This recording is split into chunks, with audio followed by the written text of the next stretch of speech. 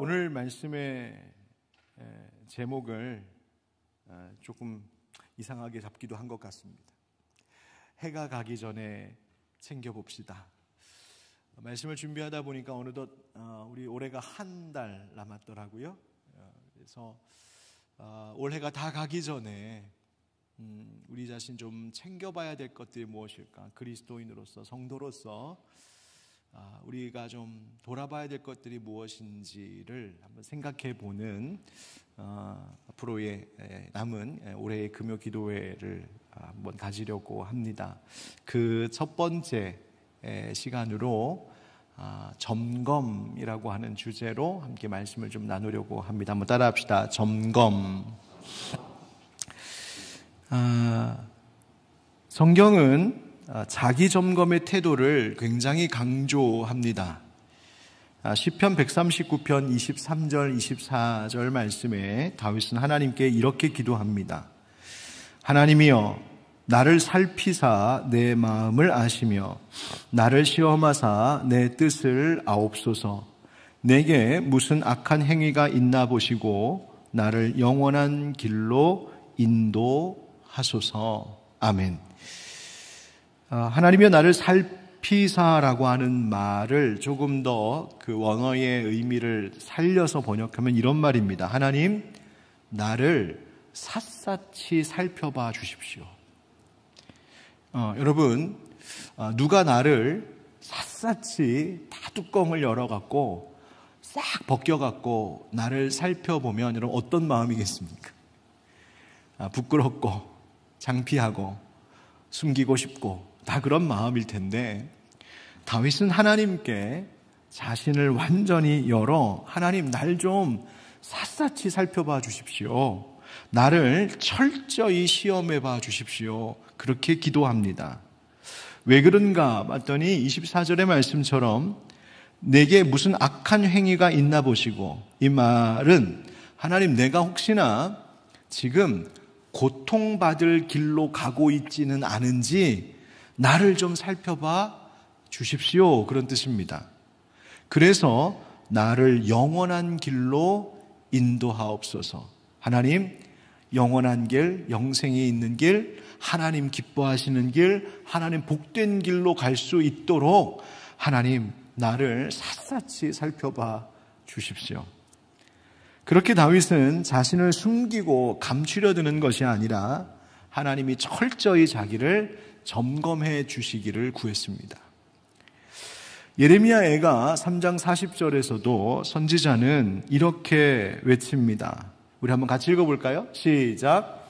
우리가 스스로 우리의 행위들을 조사하고 여호와께로 돌아가자. 아멘.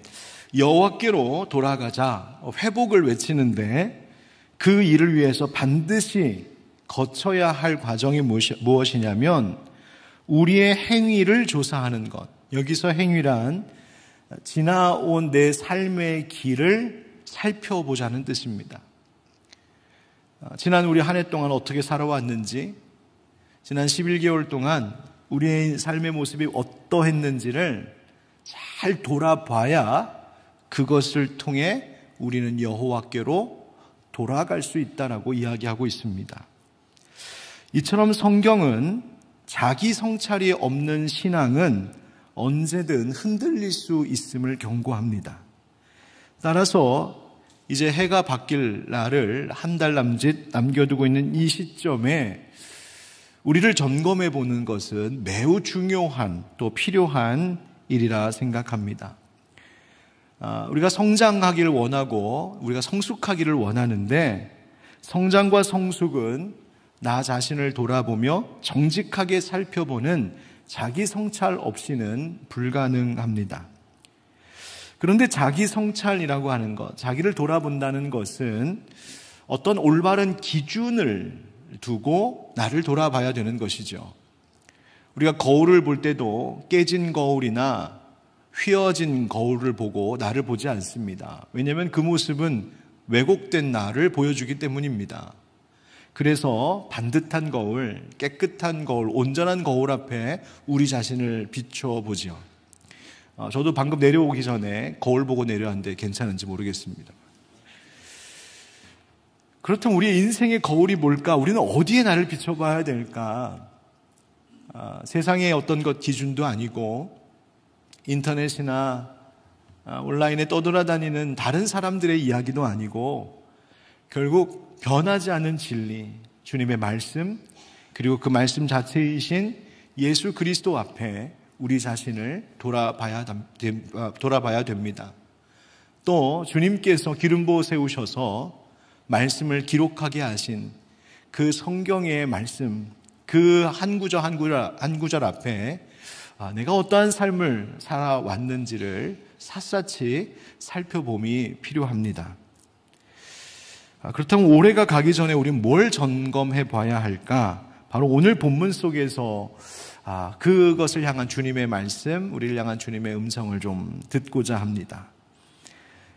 그 말씀을 이해하기 위해서 바울이 오늘 이 고린도후서 13장에서 이와 같은 메시지를 고린도 교회 성도들에게 전하고 있는 그 배경을 조금 살펴볼 필요가 있겠습니다.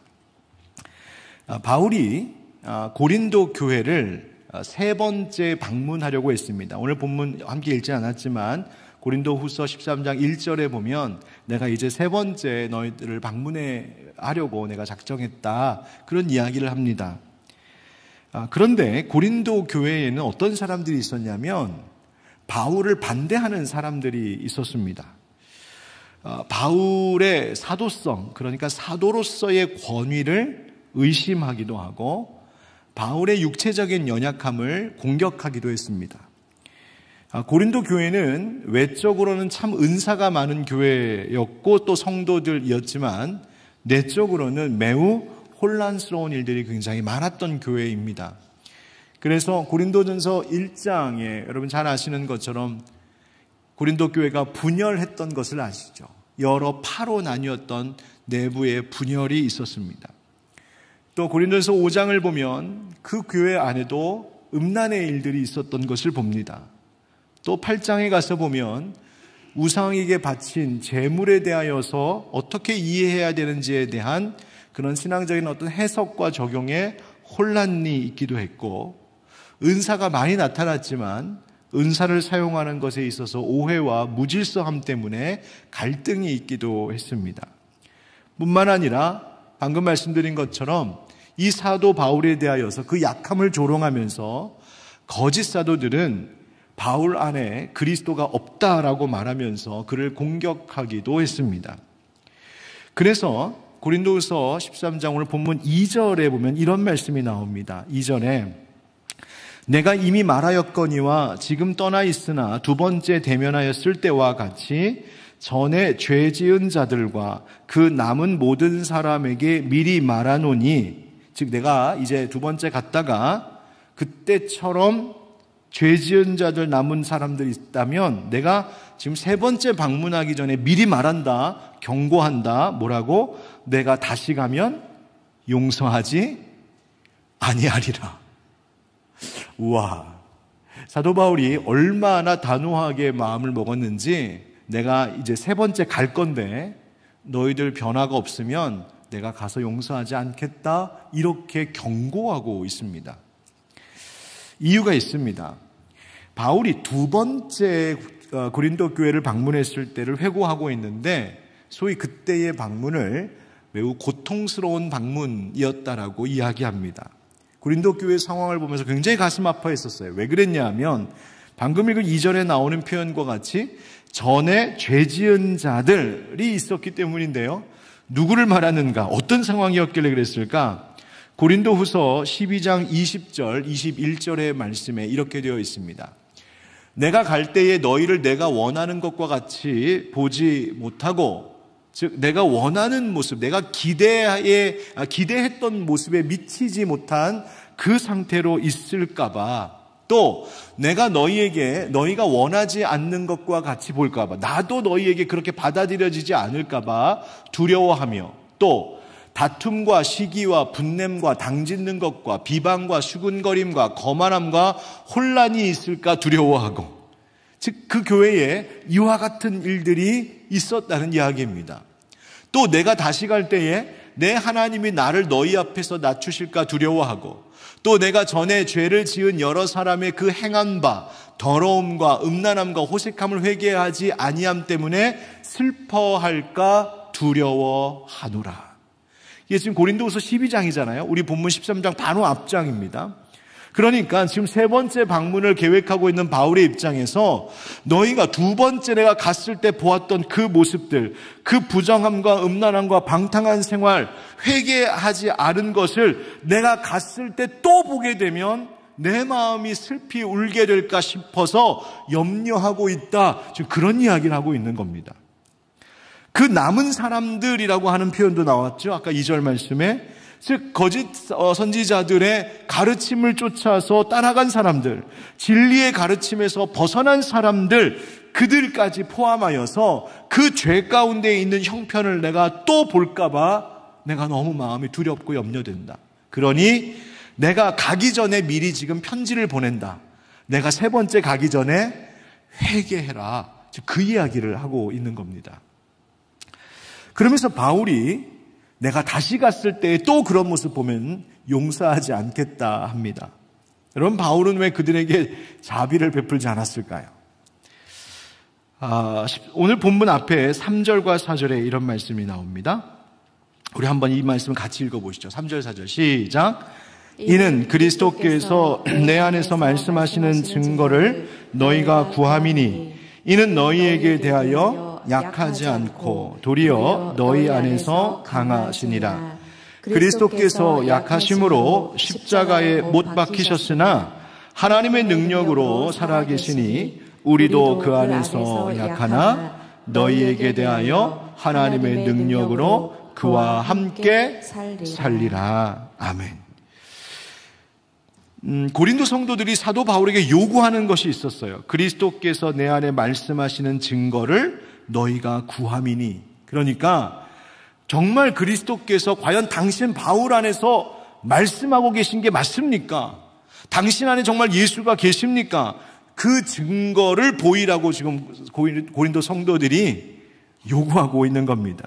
그러니까 바울이 정말 예수 그리스도에게 속한 사도라고 하는 것을 의심하고 공격하는 자들이 있었다는 말입니다. 그래서 이 사람들이 이 바울에 대하여 사람들을 선동하고, 즉 바울을 반대하도록 선동하고 바울의 이 그리스도의 사도됨을 의심하도록 조장하는 세력이 있었습니다. 바울이 공격받은 것 중에 하나가 그 육체의 연약함이었는데, 이 바울은 자기의 육체적인 약함은 인정했습니다. 그러나 바울은 뭐라고 말했냐면, 그는, 즉 그리스도께서는 너희에게 대하여 약하지 않고 도리어 너희 안에서 강하시니라, 이렇게 말씀하세요. 이 말이 무슨 말이냐면, 맞다, 나는 육체적으로 약하다.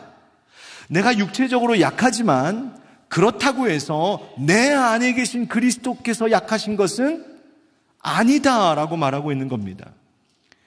물론 4절의 말씀처럼 그리스도께서 약하심으로 십자가에 못 박히셨으나, 이 말은 우리 예수님께서 마치 약하신 자처럼, 겉으로는 정말 약한 모습인 것처럼 십자가에 달려 죽으시는 일이 있었고, 그것 때문에 사람들이 저 하나님의 아들이라고 자칭 외쳤던 저 예수, 아유 십자가에 저렇게 달려 무력하게 죽어가는 거 보니까 약한 자네, 패배한 자네 라고 조롱하기도 했었지만, 그러나 예수님은 강하신 심판의 주이셔서 절대로 너희들에게 대할 때, 너희들을 향하여서는 약하신 모습으로 나타나시는 분이 아니라 능력으로 나타나실 우리 주님이시라고 강조하는 겁니다.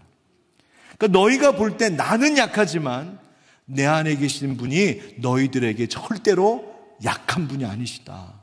예수 그리스도를 높이고 계십니다. 그리스도께서 약하신 듯 죽으셨으나 하나님의 능력으로 다시 살아나셨기에, 그래서 우리도, 즉 그리스도 안에서 그리스도와 함께 우리도, 나도 약한 것처럼 보일지 모르나, 그러나 내 안에 계신 예수님이 하나님의 능력으로 강하신 분이시니, 그러므로 우리도 하나님의 능력으로 살아날 것이다. 우리도 하나님의 능력으로 강할 것이다. 이걸 이야기하고 있는 거예요. 자기는 육체적으로 약하지만 예수 그리스도를 모시고 살아가는 우리의 삶은 얼마나 그리스도 안에서 강한 존재인지를 말하고 있습니다.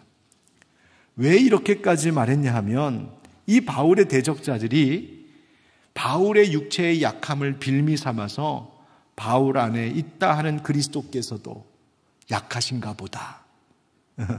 바울, 네가 말하는 예수 그리스도 약하나 보다. 그렇게 공격하는 것을 바울이 용납할 수가 없었던 거예요. 이런 배경에서 바울이 오늘 본문의 말씀을 이제 이야기하는 겁니다. 5절과 6절입니다. 5절, 6절 같이 읽겠습니다. 시작. 너희는 믿음 안에 있는가? 너희 자신을 시험하고 너희 자신을 확증하라. 예수 그리스도께서 너희 안에 계신 줄을 너희가 스스로 알지 못하느냐? 그렇지 않으면 너희는 버림받은 자니라. 우리가 버림받은 자 되지 아니한 것을 너희가 알기를 내가 바라고. 아멘. 바울에게 사도로서의 증거를 보이라고 요구하고 있는 그 대적자들을 향하여 뭐라고 말하고 있냐면, 너희가 지금 나를 점검하고 있지? 너희가 내 안에 지금 예수 그리스도가 정말 계신지, 그분이 진짜 강한 분인지 너희들 자꾸 점검하려고 하지? 그러기 전에 믿음 안에 너희가 있는지 너희 자신을 먼저 시험해보고 너희 자신을 먼저 확증하라고 요구하고 있습니다. 이 5절에 나오는 시험하다라고 하는 말과, 5절 다시 한번 좀 보여주세요. 5절에 나오는 이 시험하다라고 하는 말과 너희 자신을 확증하라라고 하는 이 두 단어는 물론 헬라어로 다른 단어가 쓰였지만 그 의미는 이 맥락 속에서 동일합니다. 테스트입니다. 테스트. 그래서 검증해라. 이것이 진짜인지 아닌지를 판단해라. 점검해라. 그런 뜻입니다. 그러니까 지금 바울이 뭐라고 말하냐면, 지금 내 안에 그리스도께서 계신지 그것 때문에 너희들끼리 왈가왈부하고 싸우고 나한테 이것을 자꾸 보이라고 요구할 상황이 아니라, 먼저 그리스도께서 너희 안에 계신지부터 스스로 점검해보고 검증하라는 이야기입니다. 마치 여기서 이 검증하다, 이 테스트의 이 말의 의미는 뭐냐면, 마치 어떤 사람이 금덩이를 딱 가져가서 금은방 가가지고 이게 진짜 99.9% 순금인지 아닌지 좀 봐주세요. 그러면 전문가가 그걸 점검할 거 아닙니까?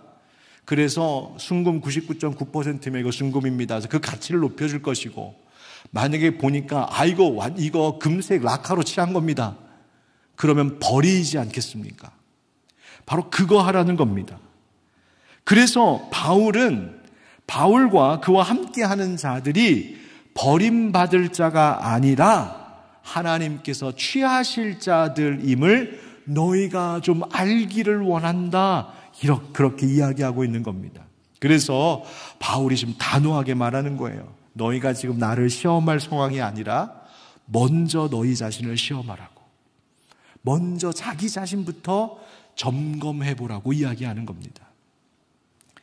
즉 자기 성찰이 없이 다른 사람들을 먼저 판단하려고 하는 우리의 어리석은 태도를 꾸짖고 있는 말씀입니다. 예수님도 마태복음 7장에서 말씀하셨죠. 우리 잘 아는 말씀입니다. 먼저 네 눈 속에 있는 무엇을 빼라고요? 들보가 뭔지 아시죠? 기둥입니다. 내 눈에 있는 것부터 빼라고 말씀하셨던 것처럼 우리 자신이 지금 어떠한지를, 영적인 상태를 점검해보라고 요구하시는 말씀입니다. 자, 그렇다면 이제 우리가 연말을 맞이하면서 우리는 무엇을 점검해봐야 될까? 우리 속에. 오늘 말씀에 그 주님의 음성을 귀 기울여 보겠습니다. 첫 번째 한번 따라 하실까요? 내 안에 예수 그리스도를 모시고 살았는지 점검합시다. 내 안에 예수 그리스도를 모시고 살았는지 점검합시다. 사실 이 구절이 오늘 본문 전체의 주제가 되는 말씀인데요. 5절의 말씀을 다시 한번 읽어보면 이렇습니다. 너희는 믿음 안에 있는가 너희 자신을 시험하고 너희 자신을 확증하라. 그런데 그 내용이 무엇이냐면 예수 그리스도께서 너희 안에 계신 줄을 너희가 스스로 알지 못하느냐? 그렇지 않으면 너희는 버림받은 자니라. 너희는 실격한 사람이다. 이런 뜻입니다. 즉 예수 그리스도께서 우리 안에 계신지를 자각하고 있느냐?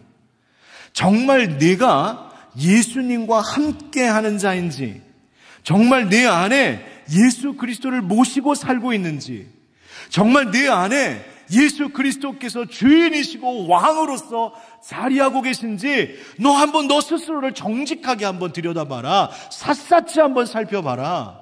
그거 요구하고 있는 겁니다. 여러분, 예수 그리스도께서 우리 안에 계시다는 것이 뭘 의미합니까? 그리스도인이 된다는 것은 그냥 교회 출석하는 것 의미하는 것 아니지 않습니까? 내가 우리 교회에서 어떤 직분을 받았다는 것을 의미하는 것도 아닙니다.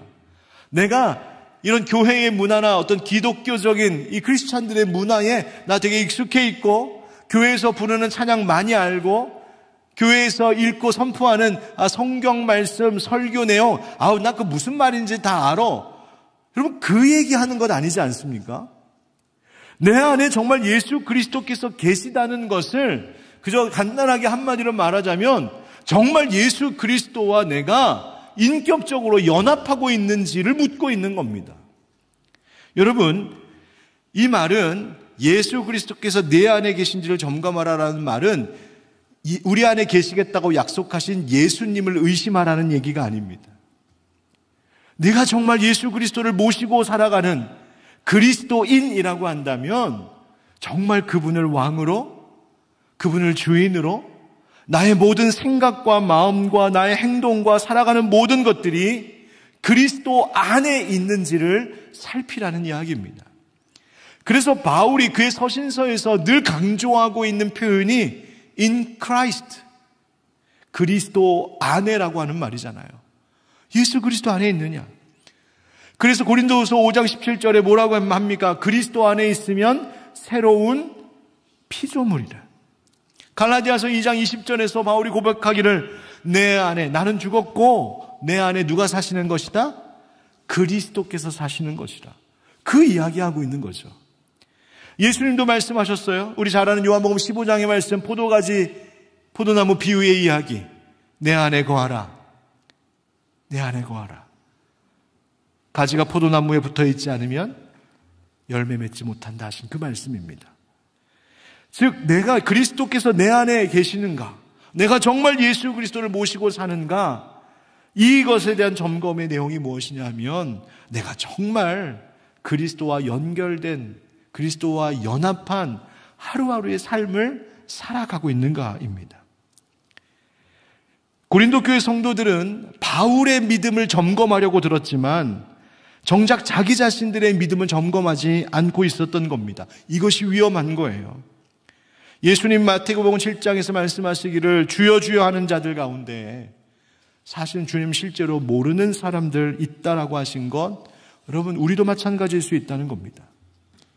기독교인이라고 하는 이름, 교인이라고 하는 이름, 하늘빛 광성교회 성도라는 이름, 우리 교회에 내가 직분을 맡은 직분자라고 하는 이름, 심지어서는 목사라고 하는 타이틀까지도, 그런 이름과 그런 타이틀을 붙이고 살아가는 우리들이지만 과연 내 안에 그리스도 모시고 사는 지난 한 해였는가?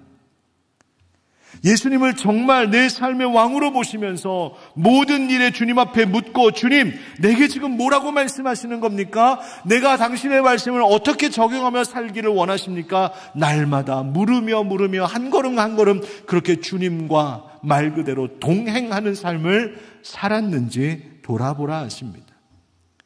어려움이 있을 때마다 세상의 어떤 것들을 의지하고 찾기 전에 주님, 다 주님밖에 없습니다. 주님 저를 좀 인도해 주십시오. 성령님 저 이끌어 주십시오. 당신이 원하시는 것이 무엇인지 그 뜻대로 살게 해 주십시오. 그렇게 깊이 주님 앞에 나를 드리며 기도하는 삶이었는지를 돌아봐야 합니다.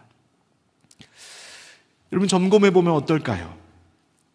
그리스도께서 내 안에 계시다라고 하는 것에 내가 그리스도 안에 또한 있다라고 하는 이 그리스도와의 연합의 증거, 여러분 무엇으로 알 수 있을까요? 사도 요한은 우리에게 이렇게 답해 줍니다. 요한일서 2장 6절입니다. 다 같이 시작. 그의 안에 산다고 하는 자는 그가 행하시는 대로 자기도 행할지니라. 아멘. 명쾌하죠. 내가 예수 그리스도가 내 안에 계시고 내가 그분 안에 있다라고 하는 것의 그 증거가 뭐냐? 내가 지난 한 해 동안 예수님께서 행하시는 대로 행하며 살았는지 돌아보라는 겁니다. 사도 바울은 그것을 갈라디아서 5장에서 성령의 9가지 열매로 이야기하고 있잖아요. 사랑과 희락과 화평과 오래 참음과 자비와 양성과 온유와 충성과 절제. 여러분, 내 삶 속에, 내 지난 한 11개월의 생활 속에 이와 같은 열매들이 있었는가? 바로 그것이 예수님께서 행하신 모습인데 우리는 그런 모습으로 살았는지 돌아보라 하십니다. 여러분, 올해가 가기 전에 이 부분에 있어서 정말 하나님 앞에 진지하게 영적인 나의 형편을 점검하고 살피는 시간을 가지시기를 간절히 소망합니다. 작정하여서 하루를 금식하며 기도해보며 하나님 앞에 무릎 꿇을 수도 있고, 말씀과 기도로 묵상하면서 내 자신을 돌아볼 수 있겠습니다. 여러분, 오늘도 우리 교육자들하고 연말에 특별 기도회에 대해서 한참 이제 준비하고 회의를 했는데, 그냥 연말 가면 이제 특별 기도회가 있지, 송구영신 예배가 있지, 그때 점검하지, 그렇게 미뤄두지 마시고, 이 남은 한 달 동안에 내가 지난 한 해 정말 예수님 모시고 살았던 삶이었는지, 만약 그렇지 않았다면 주님, 내가 주님 내 안에 계시고 내가 주님 안에 거하는 하나님 그 생활이 내 안에 다시 시작되게 하시고 남은 한 달 가운데 그 열매가 내 안에 있게 하여 주시옵소서. 오늘 기도하는 이 밤이 되기를 주님의 이름으로 축복합니다. 이것에 조금 더 이것을 세분화해서 좀 더 구체적으로 이야기하자면 이 다음 세 가지를 또 말할 수 있을 것 같습니다. 두 번째, 뭘 점검해야 될까? 따라하겠습니다. 누구를 위해 살았는지 점검합시다. 누구를 위해 살았는지 점검합시다. 여러분, 바울이요 고린도 성도들에게 사실 억울하게 비난을 받은 거죠. 정말 예수님께서 부르신 이방을 위한 구원의 사도로서, 이방인들을 위하여서 하나님 쓰시는 귀한 그릇으로서 이 바울을 부르셨는데 억울했죠. 억울하게 비난받았어요. 그런데 바울이 어떤 기도를 하냐면 사실 굉장히 충격적인 기도를 합니다. 7절, 우리 7절 다 같이 시작. 우리가 하나님께서 너희로 악을 조금도 행하지 않게 하시기를 구하노니 이는 우리가 옳은 자임을 나타내고자 함이 아니라 오직 우리는 버림받은 자 같을지라도 너희는 선을 행하게 하고자 함이라. 아멘. 지금 바울이 뭐라고 기도한다는 거예요? 바울이 자기의 의를 위해 싸우려 들지 않았습니다. 즉, 내가 오라. 니들이 틀렸고 내가 오라. 이것을 위하여서 이것이 증명될 수 있게 라고 기도하지 않았어요. 자신이 옳다는 걸 얼마든지 증명할 수 있는 사람이었습니다. 그의 변호는 충분히 가능했습니다. 그런데 뭐라고 합니까? 우리가 옳은 자, 여기서 우리는 바울과 함께하는 일행들이에요. 우리가 옳은 자임을 나타내고자 함이 아니라 오직 우리는 버림받은 자 같을지라도, 즉 너희들이 볼 때, 인간적으로 육체적으로 볼 때 우리는 정말 보잘것없고 정말 인정할 거 없고 육체적으로 연약하고, 그래 맞다, 너희들 볼 때 우리 아무것도 아닐 수 있다, 그렇게 내가 버림받은 자, 실격 판정받은 자 같이 보일지라도 우리는 기도한다. 너희가 선을 행할 수 있기를 기도한다. 이렇게 말하고 있는 거예요. 여러분, 예수님도 마찬가지셨습니다. 당시 사람들에게, 유력자들에게 고발당하시고 모함당하시고 조롱당하셨지만 예수님은 사도 베드로의 말과 같이 보복하지 아니하시고 심판하시는 이에게 그 모든 것을 맡기셨습니다. 바울이 바로 이 예수님의 길을 따라간 것이죠. 자기가 옳다함을 인정받는 것보다 뭘 위해 기도했냐? 내가 실격자인 것처럼 보일지라도 여러분만큼은 옳은 길 가면 좋겠습니다. 여러분들만큼은 정말 예수님 앞에 보시기에 옳은 길 가는 자들이었으면 좋겠습니다라고 나를 위해 기도하는 것이 아니라 그들을 위해 기도했습니다. 고린도전서 13장 사랑장에 여러 말씀 가운데 정말 사랑에 대하여, 사랑이 뭔지에 대해서 우리에게 늘 새롭게 일깨워주는 말씀이 고린도전서 13장 같은데, 그 말씀 가운데 뭐라고 이야기하냐면 13장 5절에 사랑은 자기의 유익을 구하지 아니한다. 즉 예수 사랑을 아는 사람들은 나조차고 사는 자들이 아니라는 것입니다. 예수 사랑으로 사는 사람들은 나의 옳음을 인정받아야 되겠고, 내가 사람들에게 인정받고 옳다 여김 받아야 되는 것, 그것 때문에 살아가는 것이 아니라는 겁니다. 바로 바울이 고린도 성도들을 그런 태도로 대한 거예요. 나 중심적인 것이 아니라 매우 이타적인 삶, 너를 위한 삶이죠. 여러분, 우리는 너무 쉽게 지난 한 해 내가 옳다는 것을 막 주장하려고 살았던 것은 아닌가. 내 말이 맞잖아. 부부 가운데에도, 가족들 사이에서, 교우들 사이에서 내가 옳다는 것을 인정받으려고 애쓰며 살지 않았을까. 내가 상처받았다는 것을 강조하며 내게 연민을 얻도록 그렇게 하지 않았을까. 내 입장 이해받으려고 애쓰며 살지 않았을까 생각해 보게 됩니다.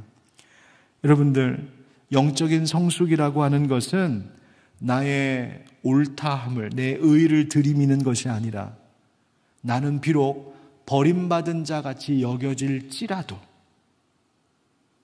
다른 이들의 선을 위하여, 다른 이들이 하나님 보시기에 선한 길을 갈 수 있도록 그들을 위해서 기도할 줄 아는 것, 그들을 위하여서 살아갈 수 아는 것, 여러분, 그것이 성숙한 그리스도인의 삶이라는 겁니다. 여러분, 올해 여러분 한 해 동안에 함께 가졌던 여러 가지 관계들을 한번 좀 생각해 보십시오. 억울한 일 당한 것도 있을 테고, 정말 내가 미워할 수밖에 없어 할 만한 그런 일들도, 그런 사람들도 있었을 테고, 속상한 일들도 있었을 겁니다. 그런데 남은 한 달, 여러분, 그 사람들을 위하여서, 그 관계들을 위해서 한번 축복하며 기도해 보시면 어떻겠습니까? 비록 내가 억울한 게 풀리지 않았고 나를 향한 오해가 다 해소되지 않았다 할지라도, 여전히 내가 속상하고 내가 손해본 것 같고 내 마음이 아플지라도, 내가 그들이 정말 하나님 앞에서 선한 길 갈 수 있도록 그들을 축복하며 기도하는 사람이라면 어떨까요? 갈라디아서 6장 1절 말씀에 이렇게 권면합니다. 형제들아, 사람이 만일 무슨 범죄한 일이 드러나거든 신령한 너희는 온유한 심령으로 그러한 자를 바로잡고 너 자신을 살펴보아 너도 시험을 받을까 두려워하라. 온유한 심령으로 그러한 자를 바로잡으랍니다. 그러면 온유한 심령으로 다른 사람들을 바로잡는 방법이 뭐겠습니까? 그들을 위하여서 선한 마음으로 축복하며 기도하는 겁니다. 여러분, 지난 한 해 동안에 누군가와 관계로 인하여서 상처받고 아픔과 그 해결되지 않는 찌꺼기가 남아있다면 이제 남은 한 달 동안 성령의 도우심 구하면서, 주님, 내가 저들을 용서하기도 하고 저들과 화해하기도 하고 저들을 위해서 축복하며 기도할 수 있는, 그렇게 내가 아닌 너를 위해 살아갈 줄 아는 예수님 닮은 사람, 바울 닮은 인생으로 하나님 우리를 변화시켜달라고 기도하는 여러분 되시길 주의 이름으로 축원드립니다. 세 번째 점검해야 될 게 뭐냐면요, 따라합시다. 진리를 위해 살았는지 점검합시다. 진리를 위해 살았는지 점검합시다. 8절 말씀에 바울이 이렇게 말합니다. 우리는 진리를 거슬러 아무것도 할 수 없고 오직 진리를 위할 뿐이니 라고 말입니다. 여기서 진리란 무엇을 말하는 것이냐면 바로 복음을 이야기합니다. 예수 그리스도의 복음 그 자체입니다. 바울은 그의 인생, 그의 삶을 마감하는 그 순간까지도 나는 복음 위에 산다 했습니다. 그래서 사도행전 20장 24절에서도 이제 마지막 그 예루살렘으로 가는 그 길 앞에서 내가 달려갈 길과 주 예수께 받은 사명, 즉 복음 증거하는 일을 마치려 하면은 내 생명을 조금도 아끼지 않는다 했습니다. 즉 바울에게 있어 삶의 목적이 복음 위에 사는 거였어요. 여러분 지난 11개월 동안 여러분 인생의 어떤 목적 위에 달려오셨습니까? 그리스도인은 진리를 위해 사는 사람들, 복음 위에 사는 사람들입니다. 왜? 예수님 그렇게 사셨거든요. 빌라도가 예수님 신문할 때에 예수님께 물었습니다. 네가 진짜 왕이냐? 요한복음 18장 이야기예요. 네가 진짜 왕이냐? 그때 예수님 뭐라고 말씀하셨냐면 이렇게 대답하셨습니다. 맞다, 내가 왕이니라. 이를 위하여 태어났으며 이를 위하여 세상에 왔나니 곧 진리에 대하여 증언하려 함이로라. 예수님께서 이 땅에 오신 이유, 또 예수님께서 이 땅에서 사신 이유, 예수님께서 마침내 십자가 달려 죽으신 그 모든 이유가 무엇이었냐면 나 진리를 증언하려고 한 거야. 그 진리란 예수가 구원을 얻는 길이라는 복음의 이야기였죠. 그거 위에 사는 자들이 바로 예수님 따라 사는 사람들입니다. 여러분 지난 한 해 이 진리를 위하여서 어떤 삶을 살아오셨습니까? 진리를 배우고 진리를 따르고 또 진리를 전하는 일을 위해 무엇을 하셨는지요? 올해 남은 시간 동안에 여러분 한 달 남은 시간일지라도 하나님의 말씀 읽고 배우고 그 진리를 온전히 내 삶이 되게 하는 일에 한번 힘써 보시기 바랍니다. 또 지난 12개월 동안 나 진짜 한 사람한테도 예수 복음 전한 일이 없다. 내가 돌아보니까 11개월 동안 누구한테도 내가 좀 예수 믿으세요 이 한마디도 해본 적이 없다 하시거든. 꼭 이 남은 한 달 동안 그 일 실천하시길 바랍니다. 내 가족에게, 내 자녀에게, 친구에게, 부모에게, 누구에게든지 그가 실제로 예수를 영접할지 교회에 나올지 우리가 알 수는 없지만 그 누구에게든지 나 예수 한번 믿어봐. 거기에 구원이 있어. 이 말 한마디 함으로 올해 마지막 때 송구영신 예배 때 하나님 내가 그래도 한 번은 진리 위에 살았나 봅니다. 그 이야기 해드릴 수 있도록 남은 한 달 주신 기회를 놓치지 않기를 축복합니다. 마지막 점검해야 될 것 따라하겠습니다. 사명을 잘 감당했는지 점검합시다. 사명을 잘 감당했는지 점검합시다. 우리 9절 10절 한번 같이 읽어보실까요? 9절 10절 시작. 우리가 약할 때에 너희가 강한 것을 기뻐하고 또 이것을 위하여 구하니 곧 너희가 온전하게 되는 것이라. 그러므로 내가 떠나 있을 때에 이렇게 쓰는 것은 대면할 때에 주께서 너희를 넘어뜨리려 하지 않고 세우려 하여 내게 주신 그 권한을 따라 엄하지 않게 하려 함이라. 아멘. 즉 바울이 지금 이렇게 조금은 엄하게, 조금은 단호하게 그들을 경고하는 편지를 쓰는 목적, 그 배경을 설명합니다. 그게 뭐냐면 내가 너희들을 직접 만났을 때, 세 번째 방문에서 내가 직접 만났을 때 내가 이런 꾸짖음을 하게 되면 내가 너희들 넘어뜨리게 되지 않느냐. 나는 그러고 싶지 않다. 하나님 내게 주신 사명은 그게 아니다. 하나님 내게 주신 사명은 너희들을 세우는 일이다. 그래서 편지로 내가 일단 너희들을 회개시켜야 되니까 내가 이 꾸짖는 이야기를 쓴다. 그런데 세 번째 갔을 때는 우리 좋은 모습으로 만나자. 지금 그 얘기하고 있는 거예요. 그때에 바울이 한 말이 내가 정말 원하는 것, 구하는 것이 뭐라고 9절 끝에 말하냐면 너희가 온전하게 되는 것, 이렇게 얘기합니다. 여기서 온전하다라고 하는 말이 뭔가 봤더니요, 이 의학적으로 이 용어를, 이 단어를 쓸 때는 이런 말이에요. 부러진 뼈를 맞춰서 딱 연결하여 회복해 하는 것, 이거입니다. 정형외과 의사 선생님들 하는 거, 그거 했으면 좋겠다는 거예요. 정치적으로도 이 단어를 쓸 수 있는데, 정치적으로 쓸 때는 이쪽과 이쪽이 다투고 대립하여서 분열했을 때 그들을 화해시키고 다시 연합 하나 되게 하는 것, 이런 뜻이에요. 그러니까 치료하고 회복시키고 온전케 한다, 이런 이야기입니다. 바로 바울이 나의 사명은 너희들을 책망해서 꾸짖어서 넘어뜨리라는 것이 아니라 내 사명은 너희들 세우는 거야, 교회 세우는 거야, 사람 살리는 거야, 그 이야기를 하고 있어요. 여러분, 하나님도 그런 분 아니십니까? 하나님께서도 우리 고치시는 분이시잖아요. 고린도전서 14장 12절에서도 하나님께서 우리 교회를 향해서 주신 마음이 무엇이냐면 너희도 영적인 것을 사모하는 자인즉 교회의 덕을 세우기 위하여 그것이 풍성하기를 구하라 말씀하십니다. 덕을 교회를 세우는 일을 위해서 너희들 영적인 거 사모해야 된다. 에베소서 4장 12절에 하나님께서 직분을 주신 것, 사도로, 목사로, 교사로 하나님께 직분 주신 것은 성도를 온전하게 하여 봉사의 일을 하게 하며 그리스도의 몸을 세우려 하십니다. 주님은 우리를 통해서 늘 세우고 회복시키고 치유하기를 원하시는 분이라는 거예요. 그것이 사명이다. 우리에게 주신 사명이다. 여러분, 우리 지난 11개월 어떻게 살아오셨습니까? 가정을 세워서 살리고, 교회를 세우고, 다른 성도들을 살리고, 여러분, 이거는 살리는 일, 세우는 일에 힘쓰며 그 사명 감당하셨는지요?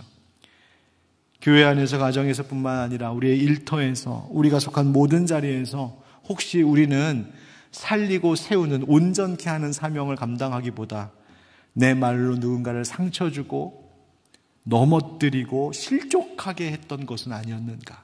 여러분, 우리를 돌아보고 모든 이들에게 정말 세우는 자로서, 살리는 자로서의 사명을 잘 감당할 수 있게 해달라고 이 남은 한 달을 하나님의 손에 붙들려 살아가는 우리가 되기를 주의 이름으로 축복합니다. 정리하겠습니다. 여러분, 오늘 말씀 일단 함께 나누고 생각하다 보면 자기 점검을 하라고 주신 말씀인데 자꾸 자기 비판하게 될 수도 있습니다. 아유, 나는 그렇게 못했는데, 난 그렇게 못했는데. 아닙니다. 오늘 이 말씀은 우리를 정죄하기 위하여서 주신 말씀이 아니라 새 사람으로 새해를 맞이하도록 남은 한 달을 잘 돌아보며 그렇게 회복하라고 주신 말씀으로 받으시기를 소망합니다. 그래서 정말 하나님 앞에 너희 자신을 시험하고 확증하라고 하신 이 말씀대로 살아가는 우리이어야겠습니다. 점검해야 될 거 4가지 정리하겠습니다. 보여주십시오. 한번 같이 읽겠습니다. 시작. 내 안에 예수 그리스도께서 계신가? 나는 다른 사람의 선을 위해 기도했는가? 진리를 위해 사는 삶을 살았는가? 사람을 세우고 회복시키는 사명을 감당했는가? 여러분, 이 4가지의 질문을 남은 한 달 동안 마음에 좀 잘 새겨두고 이 모습, 이 질문 앞에 하나님, 부족하지만 내가 이렇게 살려고 노력했습니다. 주님 앞에 말씀드릴 수 있는 이 자리에 있는 우리 모든 형제 자매들 되시기를 주님의 이름으로 축원드립니다. 아멘.